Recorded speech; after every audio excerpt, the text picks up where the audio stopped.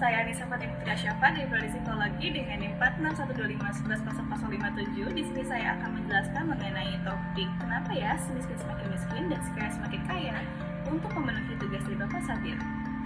Timbul sebuah pertanyaan, kenapa masyarakat ekonomi kelas bawah sulit sekali naik menjadi masyarakat ekonomi kelas atas? Istilah kasarnya, si miskin makin miskin dan si kaya semakin kaya. Menurut data dari BPS pada Maret 2025, kini rasio Indonesia pada angka 0,375 turun dari 0,381 pada September 2024.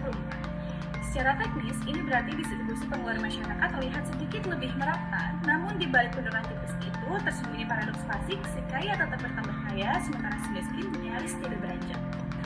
Indonesia masih memelihara banyak elemen yang disebut institusi ekstraktif, yaitu sistem yang menguntungkan segelintir elit dengan mengorbankan mobilitas sosial rakyat banyak.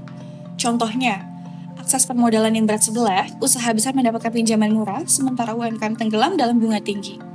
Kebijakan ekonomi yang cenderung menguntungkan sektor padat modal, contohnya pertambangan, energi, konglomerasi, bukan padat karya. Hasilnya, produktivitas ekonomi tumbuh, tapi pertumbuhan itu terpusat di tangan minoritas. Itulah kenapa, meski gini rasio menurun, keuntungan pertumbuhan ekonomi tidak mengalir ke bawah, melainkan hanya menumpuk di lapisan atas yang sudah punya akses sebelumnya. Solusinya bukan sekedar menambah subsidi, tapi membongkar pola lama yang membuat kekayaan sudah turun ke bawah. Negara harus mengalihkan insentif ke sektor yang benar-benar menciptakan lapangan kerja, memperluas akses pembiayaan berbasis data real. Ketika modal, pendidikan, dan infrastruktur bisa diakses lebih merata, pertumbuhan ekonomi tidak lagi menumpuk di tangan minoritas, melainkan menjadi mesin sosial yang mengangkat banyak orang sekaligus. Namun di sisi lain, persoalan ketimpangan di Indonesia tidak hanya soal siapa yang menguasai modal, tapi juga siapa yang tidak pernah diberi peluang untuk berubah. Disinilah muncul paradoks yang jauh lebih sunyi, bahwa kemiskinan di negeri ini tidak sepenuhnya terjadi karena kesalahan individu, melainkan karena sistem yang sadar atau tidak membiarkannya tetap bertahan. Kemiskinan di Indonesia sering diwariskan bukan karena kemalasan, tapi karena rintangan struktural yang membuat seseorang sulit naik kelas. Pendidikan berkualitas masih menjadi barang mahal, terutama di luar kota besar. Transportasi publik dan infrastruktur ekonomi di desa tertinggal membuat produktivitas daerah nyaris tidak bisa menyaingi pusat. Dan di sisi yang paling rapuh dari piramida sosial, jutaan pekerja sektor informal tetap hidup tanpa perlindungan sosial, tanpa jaminan kesehatan, tanpa asuransi kerja, tanpa ruang untuk gagal dan mencoba lagi. Semuanya membentuk lingkaran stagnan, penghasilan yang pas-pasan, tabungan yang tipis, dan kesempatan yang hampir nihil untuk berinvestasi pada masa depan. Mereka yang berada di bawah tidak sedang diam karena tidak mau bergerak, tapi karena sistem hanya memberi ruang bagi mereka untuk bertahan bukan berkembang. Dalam pandangan ekonom Darren Acemoglu dan James Robinson dalam When Nation Fails, kondisi ini disebut failure of creative destruction, kegagalan untuk menghancurkan tatanan lama demi memberi ruang bagi yang baru.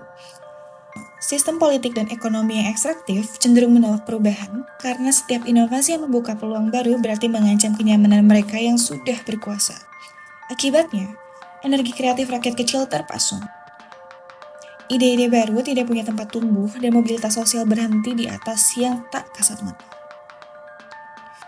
Kemiskinan pun menjadi semacam stabilitas yang dijaga agar sistem tetap seimbang di atas ketimpangan. Bukan karena negara sengaja menindas, tapi karena kebijakan dan struktur birokrasi dibangun untuk mengelola kemiskinan, bukan menghapusnya. Selama masyarakat miskin masih bisa bertahan hidup tanpa mengguncang tatanan, sistem lama tidak punya alasan untuk berubah. Lalu bagaimana seharusnya era baru dibangun? Kuncinya adalah menciptakan institusi inklusif, bukan sekedar dalam arti politik tetapi ekonomi dan sosial. Kita butuh mekanisme yang memberi kesempatan yang sama untuk tumbuh, bukan sekedar menyalurkan bantuan sementara. Pendidikan harus berorientasi pada kemandirian, bukan sekedar kelulusan.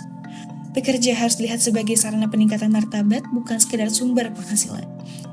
Dan kebijakan harus dirancang untuk mencegah ketergantungan, bukan memelihara. That's all from me. Thank you so much.